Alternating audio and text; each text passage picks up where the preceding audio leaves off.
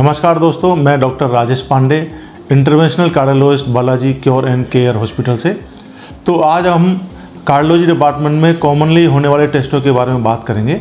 तो सबसे basic test जो है वो ईसीजी है, इलेक्ट्रोकार्डियोग्राम।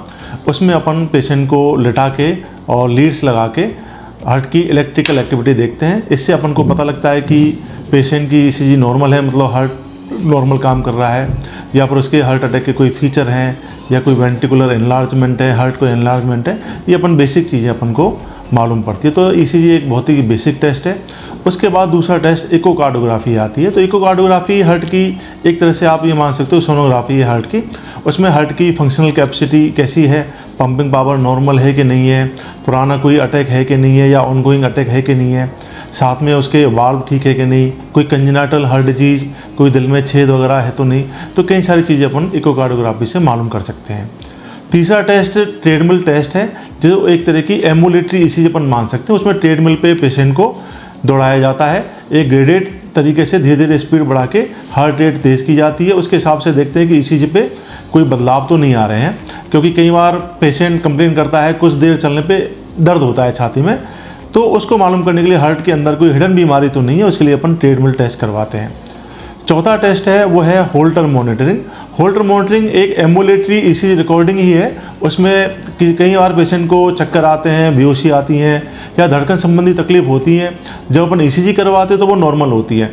तो उसमें अपन एक डिवाइस लगा के उसको छोड़ दिया जाता है 24 घंटे के लिए भी, और 3 दिन 7 दिन अकॉर्डिंग टू पेशेंट्स नीड।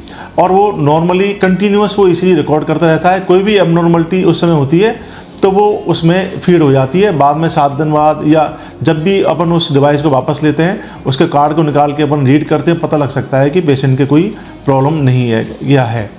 फिर पांचवा टेस्ट है इसमें एम्बुलेटरी बीपी मॉनिटरिंग। कई बार पेशेंट हमारे पास आते हैं, साहब बीपी बढ़ा रहता है, यहाँ पे आते बढ़ता है, घर पे नॉर्मल रहता है, या कई बार कन्फ्यूजनल स्थिति हो जाती है कि बीपी वास्तव में है कि नहीं। तो इसमें एक बीपी कफ बांध के 24 घंटे के लिए छोड़ दिया जाता है। वो कंटिन्यूस पर्टिकुलर इंटरवल पे बीपी मॉनिटर करता है।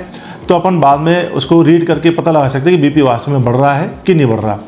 पांचवा टेस्ट है कोरोनरी एंजियोग्राफी। तो कोरोनरी एंजियोग्राफी हार्ट की नसों को देखने का तरीका है। ये इन्वेजिव टेस्ट है, हल्की सी थोड़ी बहुत 0.01% रिस्क रहती है, और इससे ये पता लगेगा कि हार्ट की जो हमारी नसें हैं वो नॉर्मल हैं या उनमें कोई ब्लॉकेज तो नहीं है। ये केवल एक जांच है कोरोनरी एंजियोग्राफी। यदि उसमें कोई ब्लॉकेज पाए जाते हैं तो अपन एंजियोप्लास्टी, जिसके में अपन एक तार हार्ट की नसों तक ले जाके एक बैलून से उसको फुला के, और बाद में ज़रूरत पड़ी तो स्टेंट लगा के उसको ठीक कर सकते हैं। तो ये दूसरी जो प्रोसीजर उसको एंजियोप्लास्टी बोलते हैं विद स्टेंटिंग। तो एंजियोग्राफी एक जांच है, और उसके आगे की जो ट्रीटमेंट वाला पार्ट है वो एंजियोप्लास्टी कहा जाता है। धन्यवाद।